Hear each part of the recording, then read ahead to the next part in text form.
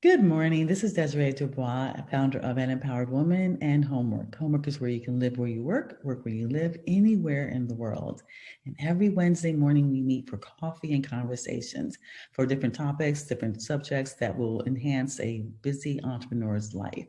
And today, I have the pleasure of speaking with Freshta Ali. She is the founder of Fortis Business Consulting, and she's a certified CPA.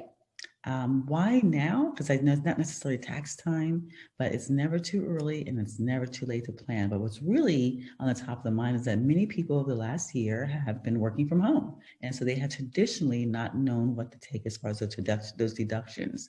It's new to them and it could be, and they need to know what they could be taking, be conscious of now so that when it comes tax time, they're well prepared. So good morning, Freshta. How are you doing today? I am doing well. Good morning, everyone. How are you, Desiree? That's fantastic. And I know that you said for you, you've always had home offices, so you've always been working from home. So you're very Yes. familiar besides your expertise is in accounting, but you're always familiar with that. There's some things that have changed for many people and they don't realize all these little different things that they can actually do. So let's start with the basics and go into, now that you're working from home or you have been working from home through that period that you were quarantined, what are things that you can take into consideration?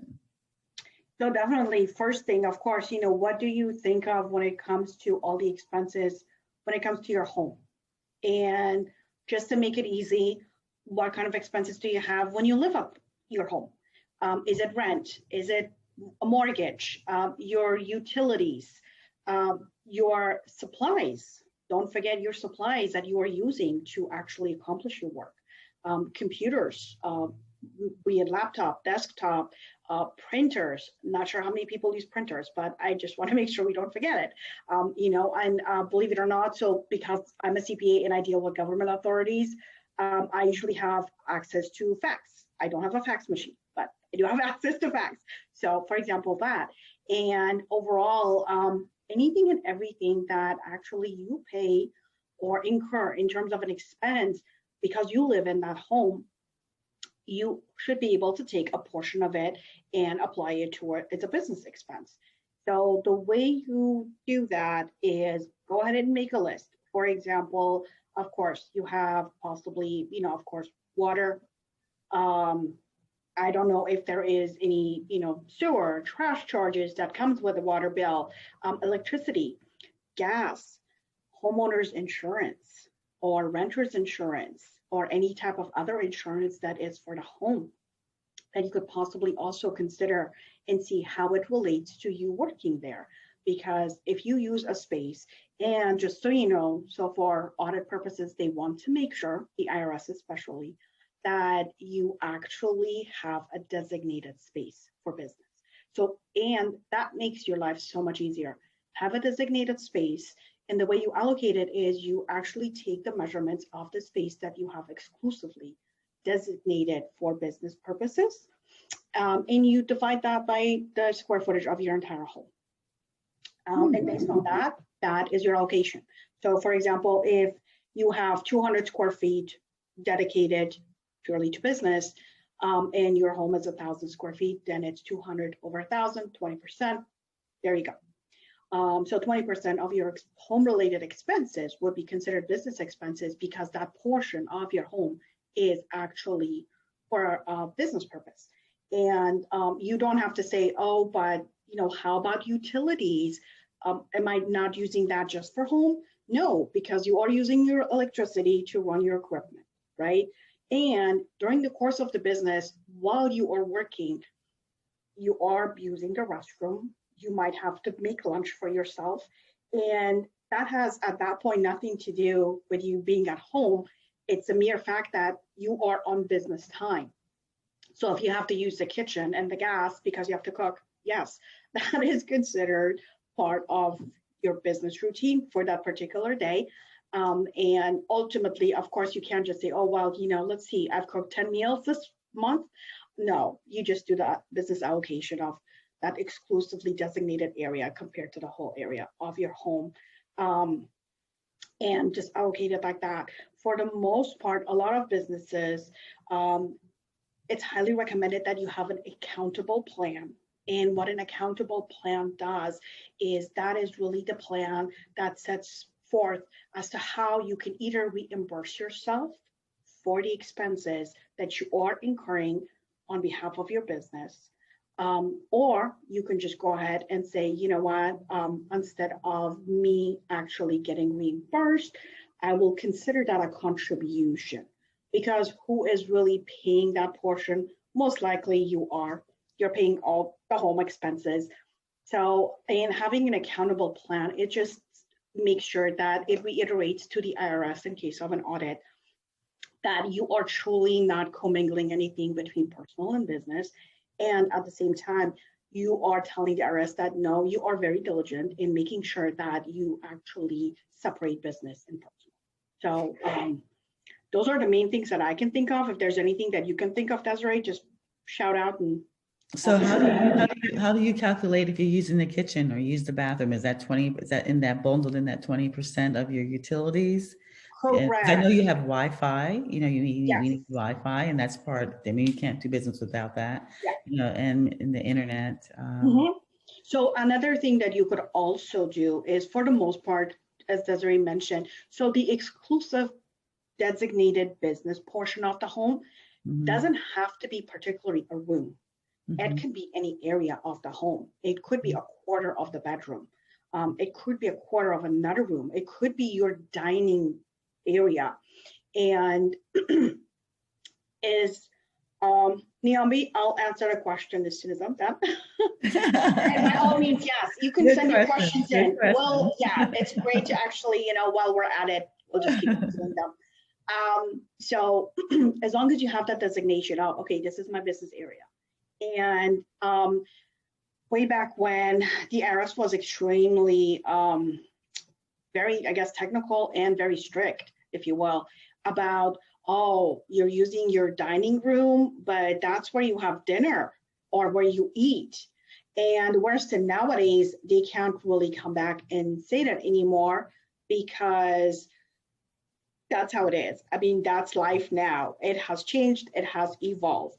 Normally, they also, way back when, they actually would pretty much say no TV in the designated business area, because otherwise we know that you're watching TV there and you're not really conducting business, and we'll just disallow everything. Whereas nowadays, walk into any office building, how many TVs do you see? Are they all connected to cable? Probably not. But again, so much has evolved. And sometimes, I guess, the first thing that we came across with the top 10 mistakes, Desiree, the code is not set in stone. The code is definitely not set in stone, especially because some of those things don't make sense. Some of the codes and regulations don't apply exactly that specifically to one line of business versus another, because ultimately what really matters is what is ordinary and necessary for you to run your business. Not for me to run my business. So my business could be completely different than your business. And because of that, my expenses could be very much different than yours. So, for example, I could have no advertising whatsoever, but only rely on word of mouth. Whereas to, for example, when you are in real estate and you actually are a landlord, advertising is an absolute must for you, because you have to constantly make sure that your property is advertised, especially, for example, for short-term rentals. So usually stick with that allocation. However, if you feel that there is something that the allocation would not reasonably calculate, for example, I think for the most part, internet. If you have internet and you're using the internet to do work, because most of us are doing usually something on the internet, or we have cloud-based systems, in that particular case, you can actually put that aside and do a separate calculation. And usually an estimation would work. Just make sure you're reasonable. Don't ever go 100% when you're at home, especially because everyone knows there's no such thing as being at home and having the internet 100% for business. So, I mean, especially we always check our phones for news, for example, and my phone is always connected to my Wi-Fi when I'm at home. So, however, if you are not using the internet, for example, to stream TV, Does it make sense to go 80% or 90% for business and still leave another 10% for whatever miscellaneous items that you do on your phone or even on your computer, like paying bills, for example? I mean, I usually have all of mine just automated.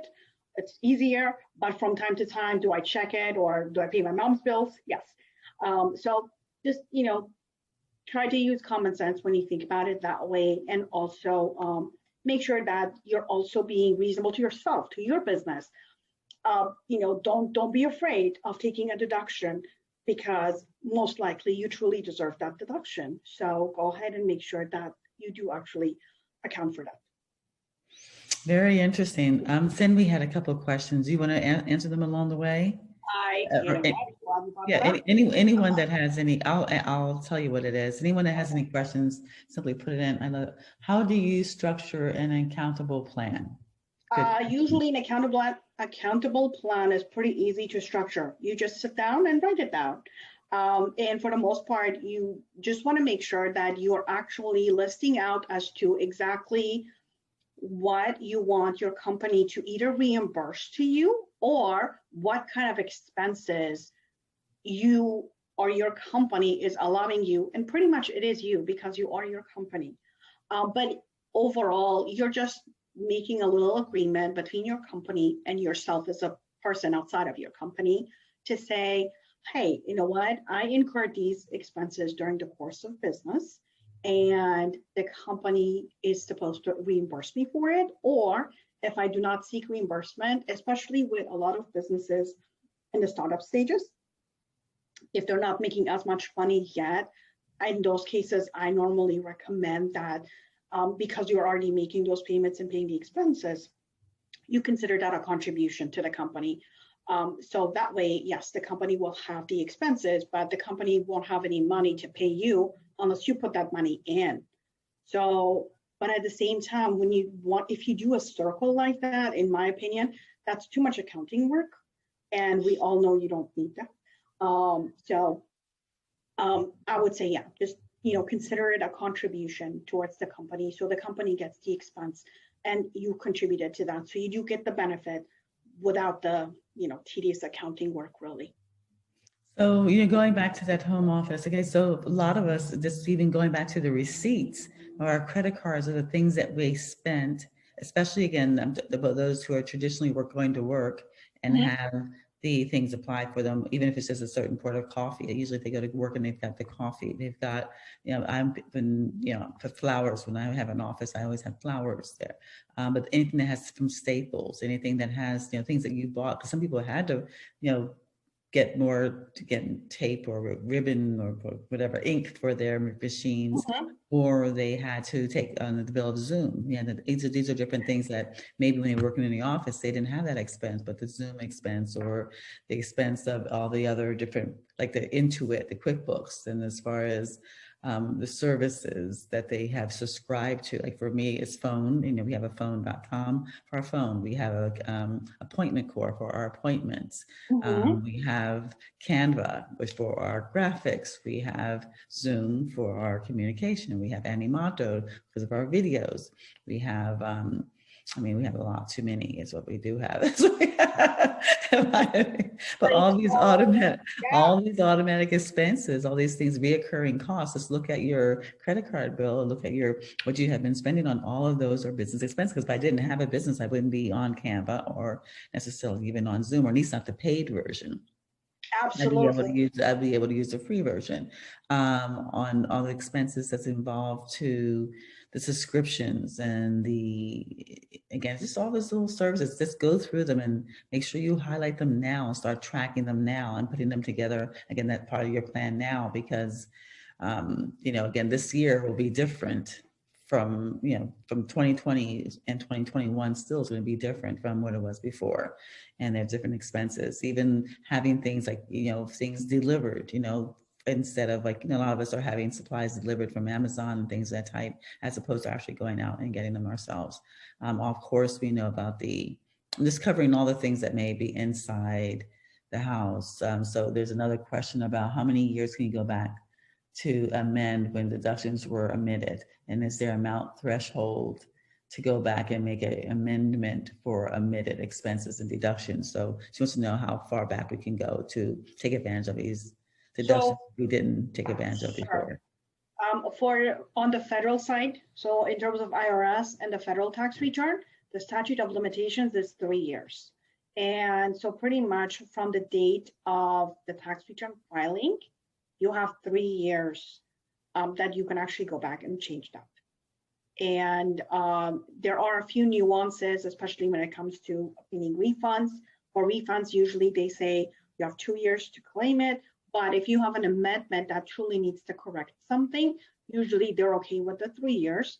And then I actually don't know exactly where everyone is. Desiree and I are in California. California has a 4-year statute of limitations. So in California, you will have 4 years to do it. And then the amount threshold, normally what I do is I always let people know that, I'll just do a cost benefit analysis, or if you are talking to someone, let them do it real quick, because what would be the cost to get that amendment done, and how much of a benefit are you receiving in return, and base it on that, because sometimes is it worth it, and sometimes it actually is not worth it at all. I mean, and sometimes you might think that it might be a big thing, but it might be less than $100 overall, because normally as a business owner, you're probably thinking in terms of the deductions themselves. And then once you talk to your tax accountant, CPA, whatever they may be, they're like, oh, wait, but you forgot, you have to apply the tax rate. And then whatever that number is, and you're like, oh. Yeah, that's why just make sure that, you know what, at the end of the day, and one of the things that I always try to focus on as well is how can you save just overall? How can you save more money so that way you keep more money and you still run the business the same way as efficiently as you can? So that usually does matter. And to Desiree's point, keeping track of things, keeping things clean, it'll definitely help you in terms of time at the end of the day, but also that's when you can also pretty much negotiate with your tax accountant and say, hey, you know what, I have clean records, very clean records. I want my fee to be lower. Now, granted, will they do it or not? That's a different story. But at least you'll have more leverage, because then that will set you apart from someone who could possibly come in with all their receipts and say, guess what, I haven't even done my accounting, let alone the tax return. So then the tax accountant has to sit down and do the accounting first. And that, especially sometimes when you do that towards, the time of filing, that can really add up, because there are certain accountants where they will come back and say, guess what, if you are within 6 weeks of filing, the rate just went up because you waited. And now we have all these other people. And normally, believe it or not, it's not because, oh, you're late and they now can increase their rates. For the most part, we do it because we want to deter you waiting till the last minute. Okay, that makes sense. That makes sense. So another thing is that, so say, for example, a lot of us had to have lunch delivered, food delivered, and pay those extra delivery fees, like, during the quarantine. How would that be considered? Would that be tax deductible? Absolutely. If it was a business lunch, then definitely. And the one thing that I would say, and this is another one of those other nuances, is that business meals are subject to 50% limitation. So for tax purposes, they normally allow 50% as a deduction, because they say, well, you're going to eat no matter what. The fact that business was involved, okay, fine, we'll give you half. Okay. However, just make sure that when you do your accounting, that you record the delivery fees separately. Because if you do record them with the meals, more often than not, your CPA will not ask you what's in that category. They'll just say, oh, it's all meals. And then they'll subject everything to 50%. And there are businesses where it's rare to have meals. And there are businesses where there are meetings, or, especially when you have prospects or events going on of whatever type, it's very normal to be having lunch catered in 4 days a week or the whole week, or maybe, one week during a month we Sure. have that going on. So you just make sure that you're also, it's not just making your job easier. So yes, there's a little bit additional work involved for you to make sure that your expenses go into the right categories. But at the same time, also then the CPA won't just assume that, oh, these are meals, and not give you the proper deductions. So you separate the meal costs from the delivery costs? Are those two Yeah, different, is that yep, two different costs? Okay. that's what I would. Because I'm just, again, I'm still trying to think of things that happened that uniquely during the COVID that was not a normal expense. Okay, so we Yeah. talked about our meal categories. We talked about that being 50%. We talked about the home offices and the different write-offs from that. Anything else you should know about meals? I know there's a difference between, and then keeping track of who that, if it's a team meeting meal, Uh-huh. or if you're taking somebody to lunch, or say, for example, even during the COVID, we had different events where we had wine delivered to everybody, that we had wine tastings and we had wine delivered to those members, or Yeah. we had, different things. So, okay. And we had gift cards delivered to another group that we had an event for one of our Yeah. memberships, and we had The that. gifts, So you just have to be careful because normally, according to the IRS, it's limited to $25 per person per year. per So, year, oh my gosh, okay. So my team has already eaten their allowance. So yeah, after that, it's not, after that, it's not tax deductible? tax deductible. So pretty much at the end of the day, the way I see it is another thing too, and this is one of these areas where you could possibly make a certain switch. So because sometimes we do want to think like, okay, if that is not deductible, I spent $100 on a bottle of wine. How can you switch that to make it deductible? And see if you can get creative. But one of the ways that I would think is, for example, if you do set that wine, how can you change that around possibly to make that an advertising for the company? Okay. Mhm. So maybe, that you are sending that in order to gain Promote the attention. company, and we do, it's promotions. Exactly. So if you are, or for example, in that case, also something else that would be great is have that story behind that event, right? So how do you make sure when you have wine tasting, why do you have a wine tasting? Just to get together? It's a Obviously, members especially. benefit. It's a Well, member. and then for you, Desiree, I would definitely say that, that's always promoting the company, promoting the products, right? Even Mhm. if we are members, because there are certain members who still don't know exactly what homework offers. And from time to time, we have to be reminded, believe it or not.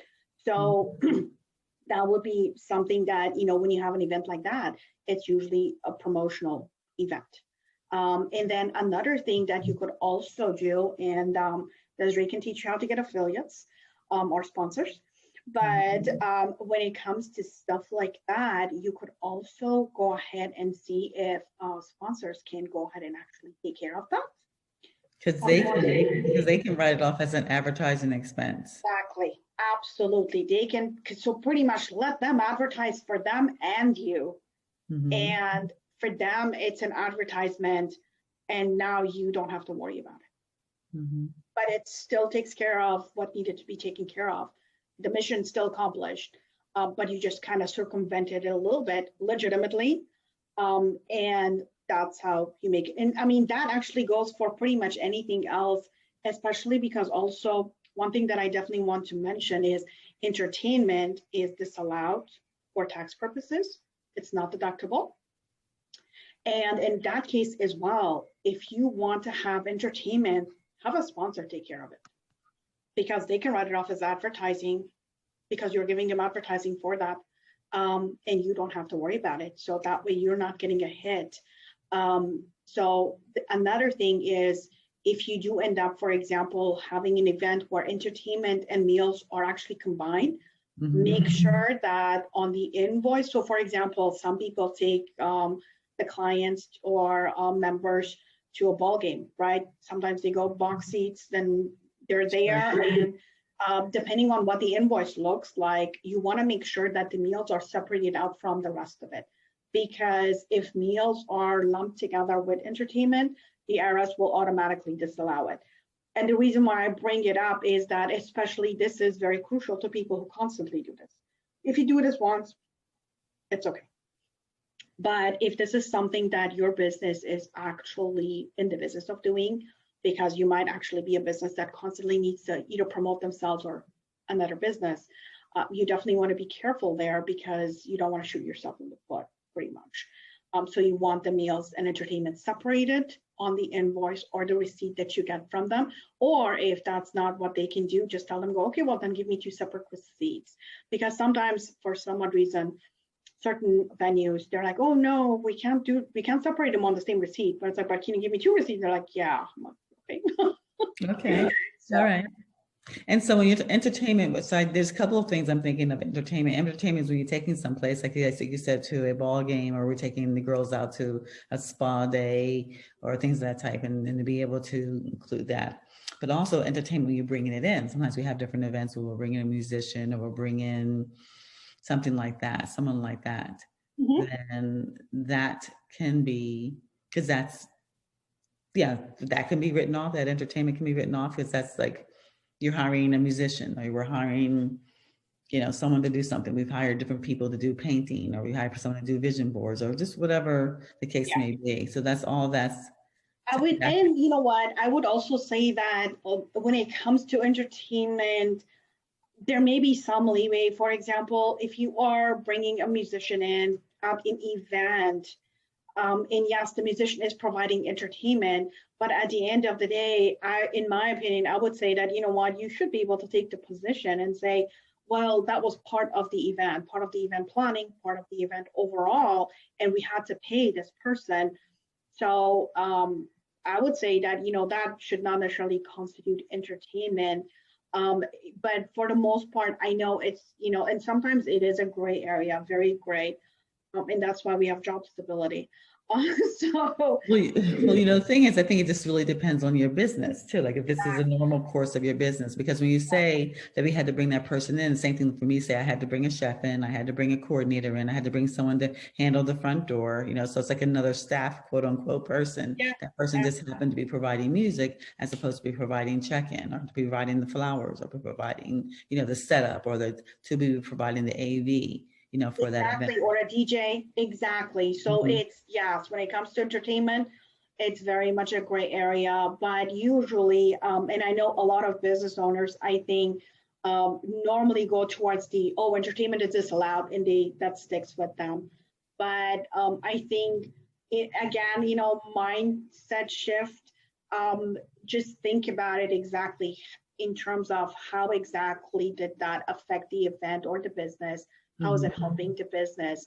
And is it Mhm. truly an entertainment, or is it an event? And what was the purpose of the event? Was the purpose to entertain, or normally that's not the case, unless And rarely. usually it's for retention. Many times it's for, retention of the people that you already have, members you already have, or it's for renewals. I mean, for enrollment. Either you're doing Yes. different things to enroll people, or you're doing different things to retain them, whether you're retaining your employees or your bankers or whatever the case may be, is for retaining relationships. So I think that what's really in summary of that is that for everyone to have to talk with their accountant and describe their business, because it's going to depend on your type of business. And so then, and to set those things up in advance. So if my business was short-term rentals, if my business was event planning, so those different expenses are going to be different, but they're part of your business. And if you know in advance how to categorize them, so as you're logging them or keeping track of them, you'll be able to put them in the right category. So, and that's where I think that plan that you referred to is going to be, helpful, just to say, this is what I do for business. These are the costs I incur. How should I start categorizing them? Needless to say, it's really helpful to designate a special card, credit card, checking account, or debit card specifically towards that.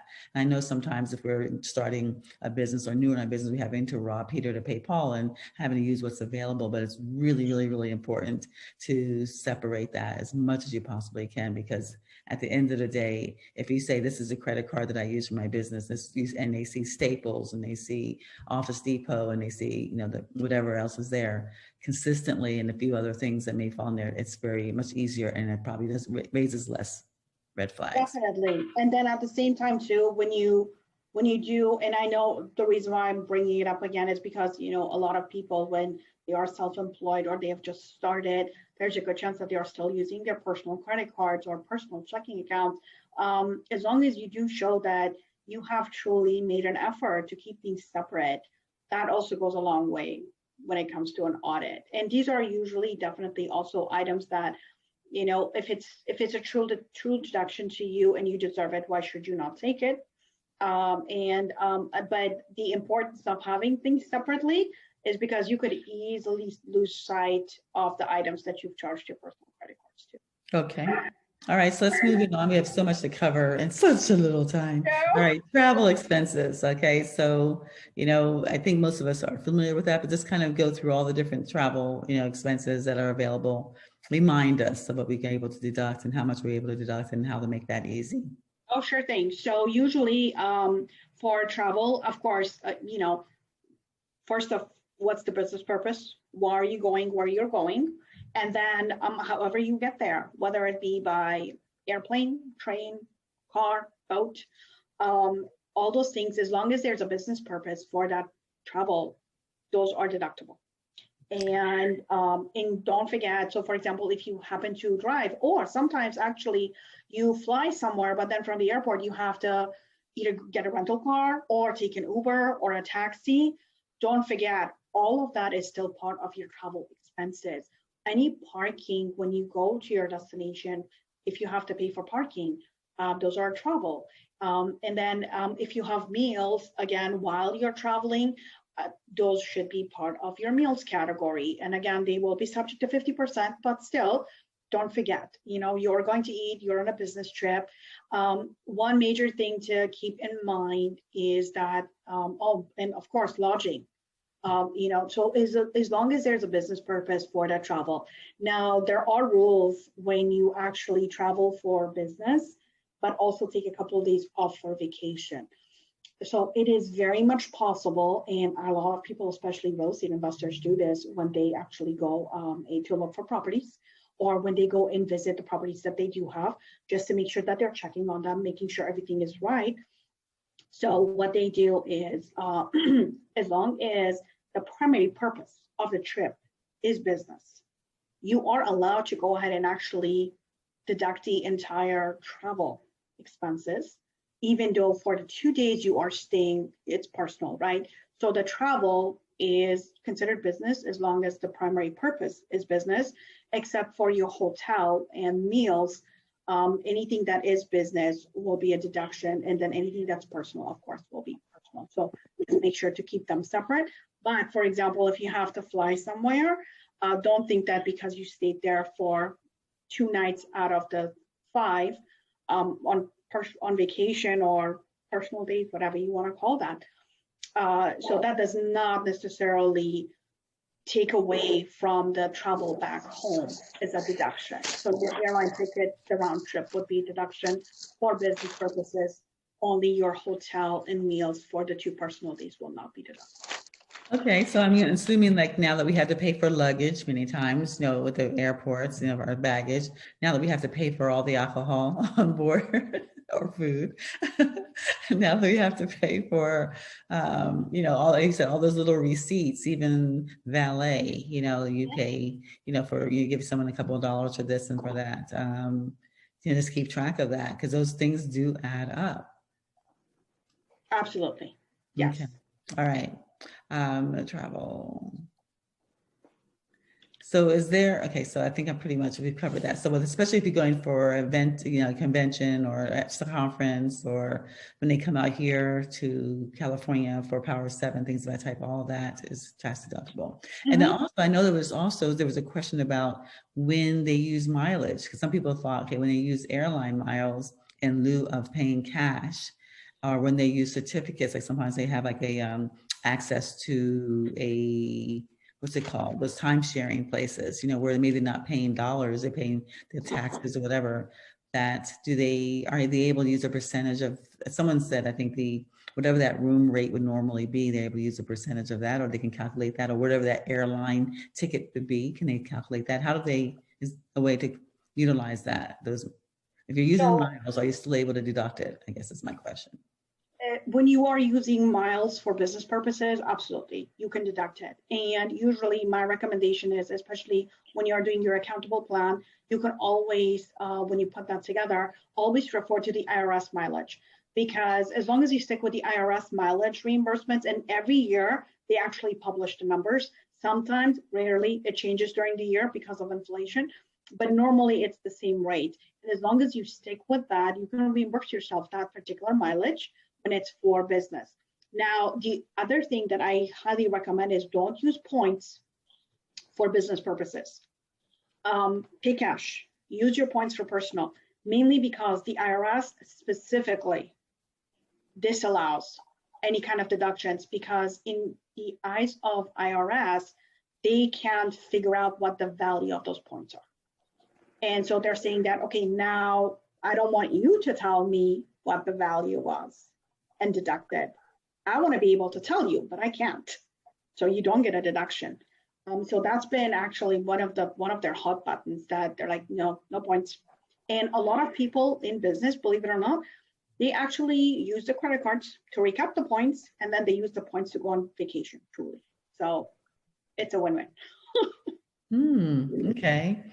Okay. So another thing too is that a lot of people don't realize that they can hire their children and their grandparents and pay up to $12,000 without incurring any tax, neither income or payroll taxes. Usually I would say stick with the children. With the grandparents, I guess, especially because they're retired, right?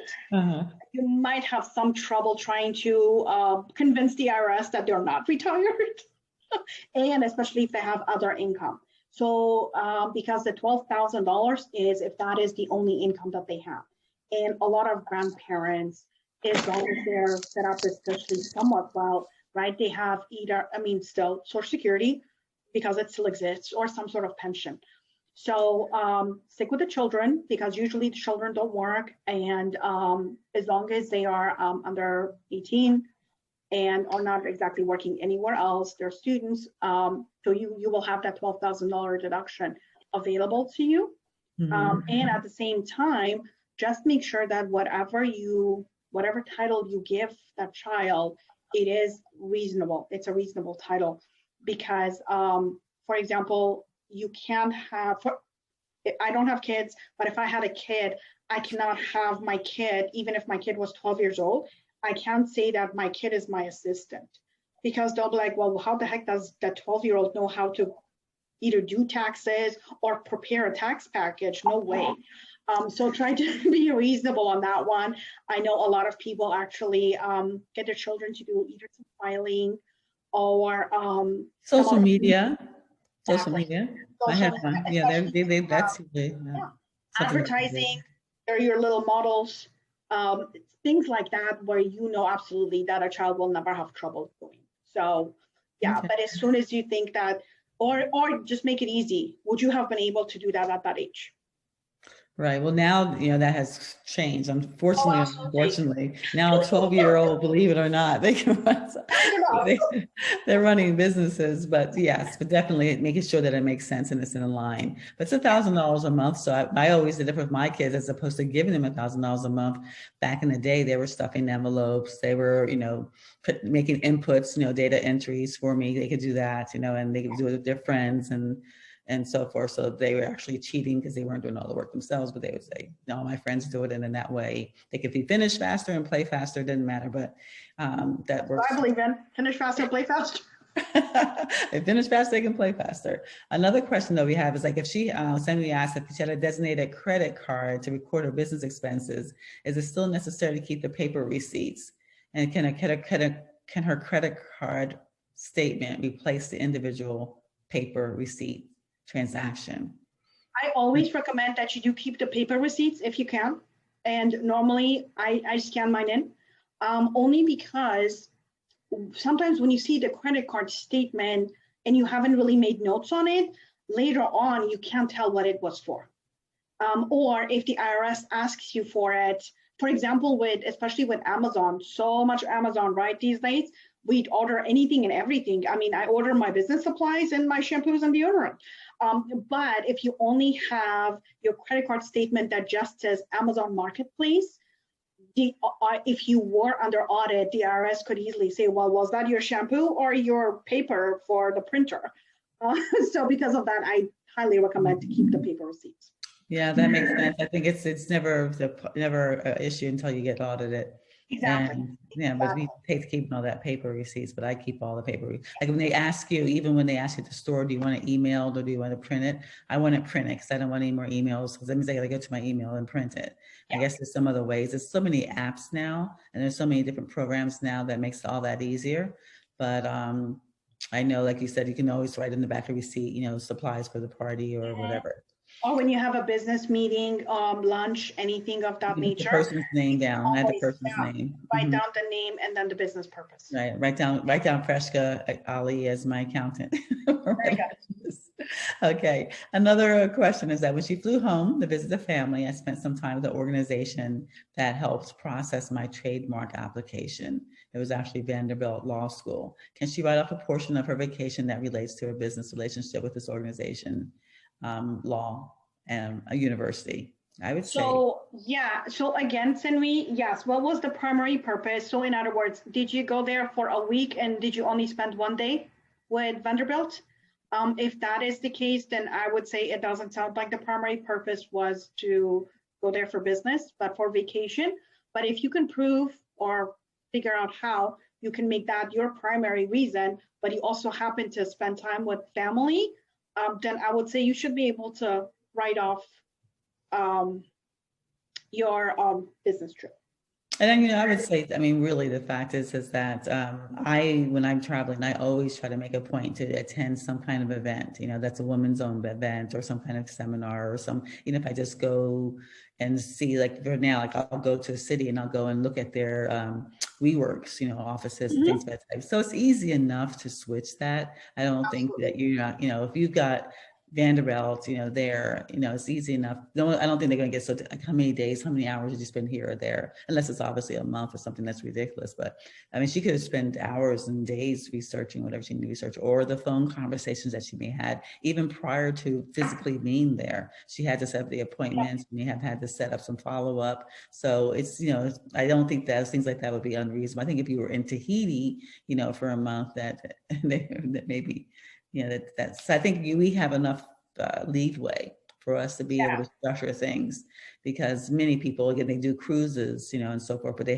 go to a seminar on the cruise, or they go to an art auction on the cruise, or they just attend something. A lot of the cruises now are having these things so for that purpose. So you can say, okay, I attended this seminar on how to make napkins. I went to a cruise and they showed us how to design napkins. Well, that's a lesson, that's a class. I can apply it towards my business because I'm in the hospitality business. Now, is that 1 hour enough to warrant the whole weekend? But I'm just saying you can accumulate certain things. I think it's a lot how you frame it. And it goes back to the fact of knowing what's important for your business and being clear on what you can utilize. That's a part of your business, because many times we forget all the little things. Those are great questions. Okay, so what a lot of people don't actually know about too is some of the healthcare strategies. Without getting really deep into it, because I know some of it depends if you have a corporation, what kind of corporation that you can take medical reimbursement for. But there's also some things that maybe just off the top of their heads. That's kind of common knowledge. What would you be able to say for that we should keep in mind as far as our healthcare, as far as assurance, things of that type? I would say, so the main thing to keep on top of mind is actually depending on also what your medical needs are, right? Do you want true health insurance for you and your entire family? And then in those instances, definitely talk to your CPA, and just to make sure to see exactly what the tax consequences are when you are a C Corp versus an S Corp versus an LLC that is considered a partnership for tax purposes, for example, or if you're just a regular sole proprietor with a Schedule C, because there are very much differences in how each entity can actually handle different kinds of healthcare strategies. And then there are certain things that, for the most part, C corporations get probably the most advantageous when it comes to these things. However, is a C Corp the right entity for you? So that's really when there's a lot of questions that arise that, okay, what do you need to do? But at the same time, then you need to take all of that and say, okay, this is the entity that really matches what I want in terms of healthcare. However, how does that entity affect me otherwise? And that's crucial because obviously everyone knows with C corporations, you've got the double taxation issue. So a lot of people say that, well, if they don't have major health issues or health needs, they opt away from that. Okay, so that's definitely that's part of your, again, the planning, what kind of business when you're planning, and is it gonna be a C or S corp, and this how you're gonna, and that will just determine what other benefits are available to you. And I know we have about, you have a hard stop at 10 o'clock because you have another commitment. So we basically have 2 minutes left. So if anyone has any questions, some quick questions they want to share, we have that 2 minutes to be able to ask them. We have, okay, so Sammy has an Airbnb in California. We're required to maintain a lot of receipts. Do you have any recommendations on an app or method of maintaining a lot of receipts? I can imagine, between the foods and between the household things and between the flowers and between the linens and the laundry and the dry cleaning and, replacing wash towels and housekeeping and I would say, you know what, Simi, I can't think of one off the top of my head because there are so many different types of apps for different industries. But if you don't mind, that's why I wrote down my email address and my phone number. Either shoot me an email or a text and remind me to look into that for you. So that's why, because I have a hard stop, I wanted to make sure you guys have my email. So, if there's any other questions whatsoever, you're welcome to email me or text me. Phone calls usually during the day is a little harder, but you can text me and go, hey, I need to talk to you. And then we can set something up. So if you guys have any other questions, by all means, just let me know and I'll definitely answer them. Well, thank you, Freshta. I just love the fact that this is just good information. Again, it's like not what you make, it's what you keep. And there's so many different things that we didn't, there's like so many things we didn't have to even have a chance to discuss. So we can do this over and over again. But thank you. I know you have another commitment. Thank you so much for joining us today. Thank you. Yeah, no, maybe we can do this quarterly and just, keep going through the list. Yeah, we have a long list here because we have all the tax mistakes that we wanted to go through. Or you know what, I'm like, or maybe even once a month. So we can talk offline. Yeah. Okay. All right. Yeah. Thank you. Thank you. Thank you, guys. I'm going to stop the recording, but we can continue our conversation for right. ladies. Thank Bye. you. Bye.